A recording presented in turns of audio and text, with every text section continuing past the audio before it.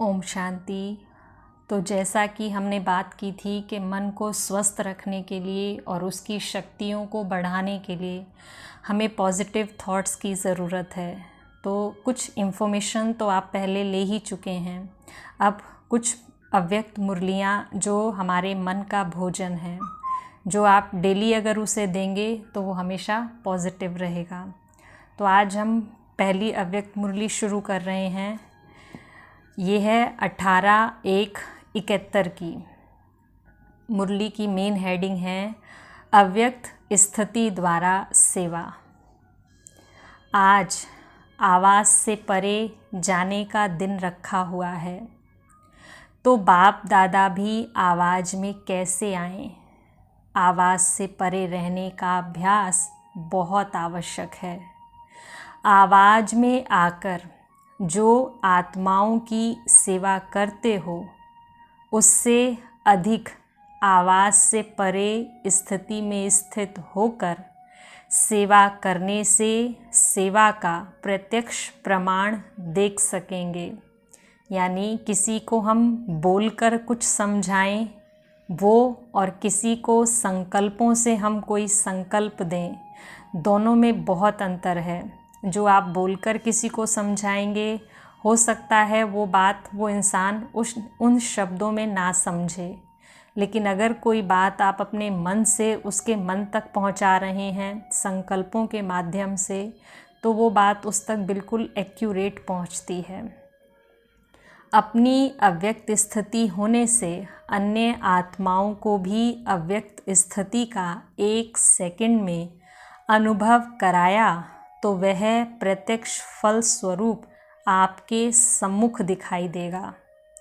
आवाज़ से परे स्थिति में स्थित हो, फिर आवाज़ में आने से वह आवाज़ नहीं लगेगा।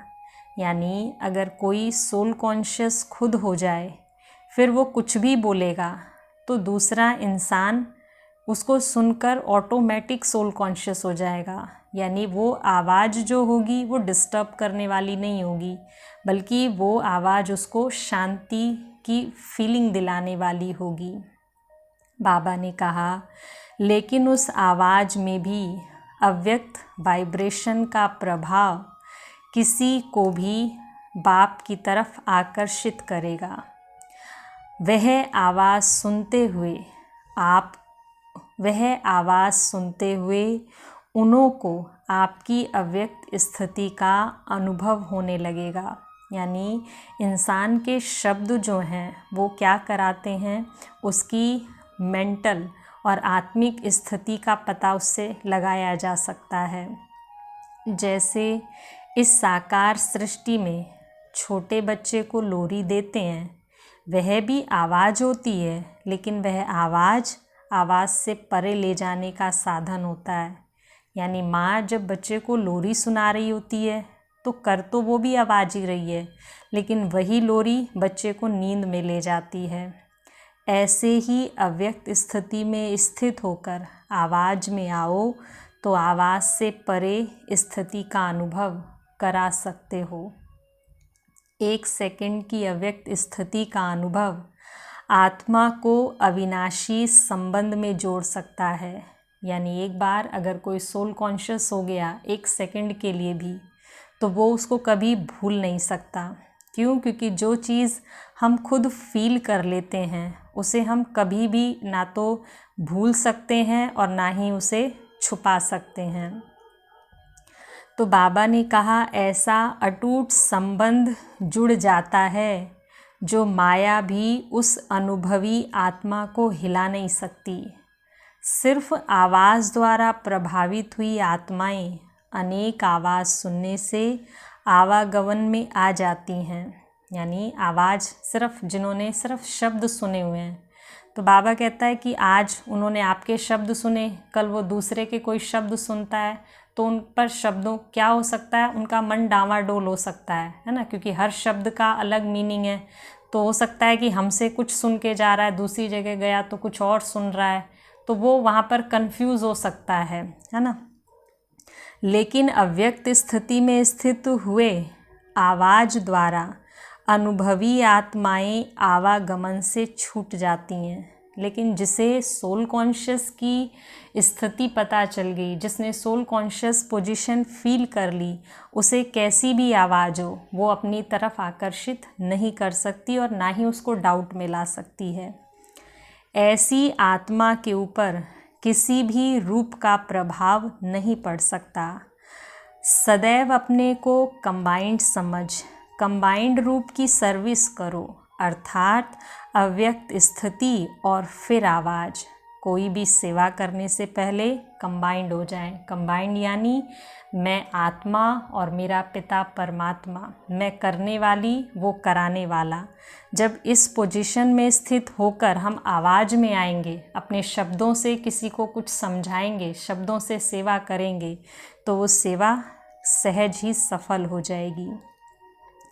बाबा ने कहा दोनों की कंबाइंड रूप की सर्विस वारिस बनाएगी, यानी आत्मा अगर परमात्मा से कंबाइंड होकर कोई भी सेवा करती है या किसी को कोई भी बात समझाती है तो वो क्या है, सुनने वाला जो है वो वारिस ही बनेगा, यानी उस पर वो बात सीधे ही क्या हो जाएगी, उसके मन में जाकर छप जाएगी। सिर्फ आवाज़ द्वारा सर्विस करने से प्रजा बनती जा रही है, लेकिन जब हम सिर्फ शब्दों से किसी को कुछ समझाने की कोशिश करते हैं तो वो ज़्यादा अपने अंदर परिवर्तन नहीं ला सकता। लेकिन वही हम जब परमात्मा से कनेक्ट होकर किसी को कुछ समझाते हैं तो जो इंसान इसे सुन रहा है उसको बल मिलता है खुद को परिवर्तन करने का। तो अब सर्विस में नवीनता लाओ। इस प्रकार की सर्विस करने का साधन कौन सा है? जिस समय सर्विस करते हो उस समय मंथन चलता है, लेकिन याद में मगन यह स्टेज मंथन की स्टेज से कम होती है। माना बाबा कह रहा है जिस समय हमें कोई काम करना होता है तब तो हम कितना सोचते हैं कि इसको इस विधि से करेंगे, ऐसे करेंगे, वैसे करेंगे, लेकिन जब हमें परमात्मा को याद करना होता है तब हम कभी नहीं सोचते कि उसे याद करने के लिए क्या क्या तरीके, क्या क्या विधि हो सकती है। दूसरे के तरफ ध्यान अधिक रहता है, अपनी अव्यक्त स्थिति की तरफ ध्यान कम रहता है। इस कारण ज्ञान के विस्तार का प्रभाव पड़ता है, लेकिन लगन में मगन रहने का प्रभाव कम दिखाई देता है। इसीलिए क्या होता है, जब हम किसी को कुछ सुनाते हैं, है ना, तो उस पर जो हम शब्द बोल रहे हैं उसका असर तो पड़ता है, लेकिन ज़्यादा देर के लिए नहीं। क्यों? क्योंकि हमारी स्थिति ही ठीक नहीं है, तो जो हम सुनाएंगे उसका असर दूसरे पर ज़्यादा देर तक नहीं रहता। रिज़ल्ट में यह कहते कि ज्ञान बहुत अच्छा है, फिर क्या होता है, जिसने सुना है वो कहता है हाँ ज्ञान तो बहुत अच्छा है, लेकिन मगन रहना है यह हिम्मत नहीं रखते हैं, है ना। लेकिन नए जिसको हम सुनाते हैं उसको ये हिम्मत नहीं आती कि नहीं नहीं मुझे भी भगवान का बच्चा बनना है, मुझे भी इस मार्ग पर चलना है। बाबा कहता है वो हिम्मत हमारे शब्द उसे नहीं दे पाते, क्योंकि अव्यक्त स्थिति द्वारा लगन का अर्थात संबंध जोड़ने का अनुभव नहीं किया है ना, क्योंकि हमने उसको परमात्मा से संबंध जोड़ने का जो अनुभव होना चाहिए वो अनुभव उसको नहीं कराया है। बाकी थोड़ा कणा दाना लेने से प्रजा बन जाती है। अब के संबंध जुटने से ही भविष्य संबंध में आएंगे। अभी परिवार में जो जितना नज़दीक संबंध में होगा, परमात्मा से जिसके संबंध जितने अच्छे और मधुर होंगे, सतयुग में हम उतनी ही जल्दी आकर अपना राज्य शुरू करेंगे। नहीं तो प्रजा में चले जाएंगे। तो नवीनता यही लानी है, जो एक सेकंड में अव्यक्त अनुभव द्वारा संबंध जोड़ना है। संबंध और संपर्क दोनों में फ़र्क है। संपर्क में आते हैं, संबंध में नहीं आते। समझा? यानी जब हम किसी को सुना रहे हैं तो लोगों को अच्छा तो लगता है, वो संपर्क में तो आ जाते हैं हमारे, लेकिन उनका परमात्मा से और इस ब्राह्मण परिवार से संबंध जुड़ जाए, बाबा कहता है ऐसा बहुत कम होता है। आज के दिन अव्यक्त स्थिति का अनुभव किया है। यही अनुभव सदा काल कायम रखते रहो तो औरों को भी अनुभव करा सकेंगे। आजकल वाणी व अन्य साधन अनेक प्रकार से अनेकों द्वारा आत्माओं को प्रभावित कर रहे हैं, लेकिन अनुभव सिवाय आप लोगों के अन्य कोई नहीं करा सकते, ना कर सकते हैं। बाबा कहता है कि बाकी कोई कैसे भी साधन अपना ले, है ना, किसी भी तरीके की कोई व्यक्ति वस्तु वैभव अपनाकर इंसान को वाणी से आकर्षित कर सकता है ना, या किसी भी चीज़ से उसे आकर्षित कर सकता है, लेकिन उसे कुछ भी महसूस यानी अनुभव नहीं करा सकता, ना वो खुद कुछ अनुभव कर सकता है। लेकिन परमात्मा की छत्र छाया में आने के बाद वो अनुभव खुद भी कर सकता है और दूसरों को भी करा सकता है। इसलिए आज के समय में यह अनुभव कराने की आवश्यकता है। सभी के अंदर अभिलाषा है, थोड़े समय में अनुभव करने के इच्छुक हैं, सुनने के इच्छुक नहीं है। आज कोई भी कुछ सुनना नहीं चाहता, आज हर इंसान कुछ महसूस करना चाहता है। अनुभव में स्थित रह अनुभव कराओ, सभी का स्नेह वतन में मिला। सुनाया था 3 प्रकार की याद और स्नेह वतन में पहुंची, है ना। याद की 3 तरीके हैं, यानी बच्चे जो हैं बाबा कहता है 3 विधियों से याद करते हैं। पहला है वियोग, दूसरा है योगी, पहला वियोगी, दूसरा योगी और तीसरा स्नेही, है ना। इन 3 तरीकों की याद परमात्मा के पास वतन में पहुंची। तीनों ही रूप का याद प्यार बाप को मिला। रिवाइज कोर्स के वर्ष भी समाप्त होते जा रहे हैं। वर्ष समाप्त होने से स्टूडेंट को अपनी रिज़ल्ट निकालनी होती है, तो इस वर्ष की रिज़ल्ट में हर एक को अपनी कौन सी रिज़ल्ट निकालनी है, इसकी मुख्य 4 बातें ध्यान में रखनी है। 1, अपने में सर्व प्रकार की श्रेष्ठता कितनी है ना। 4 बातें जो मेन चेक करनी है रिजल्ट में। पहली, अपने में सर्व प्रकार की श्रेष्ठता कितनी है। दूसरा, संपूर्णता में व सर्व के संबंध में समीपता कितनी आई है। तीसरा, अपने में व दूसरों के संबंध में संतुष्टता कहाँ तक आई है। और चौथा, अपने में शूरवीरता कहाँ तक आई है। ध्यान रखना है, यह 4 बातें अपने में चेक करनी है। आज के दिन अपनी रिजल्ट को चेक करने का कर्तव्य पहले करना है। आज का दिवस सिर्फ स्मृति दिवस नहीं मनाना, लेकिन आज का दिवस समर्थी बढ़ाने का दिवस मनाना। आज का दिवस स्थिति व स्टेज ट्रांसफ़र करने का दिवस समझो। जैसे आजकल ट्रांसपेरेंट चीज़ें अच्छी लगती हैं ना, वैसे अपने को भी ऐसी ट्रांसपेरेंट स्थिति में ट्रांसफ़र करना है।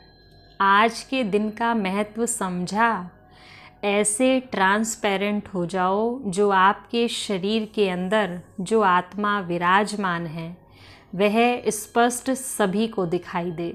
माना हमारा आत्मिक स्वरूप इतना ज़्यादा हो जाए कि शरीर का भान खत्म हो जाए और आत्मा जो अंदर बैठी है वो चमकने लग जाए।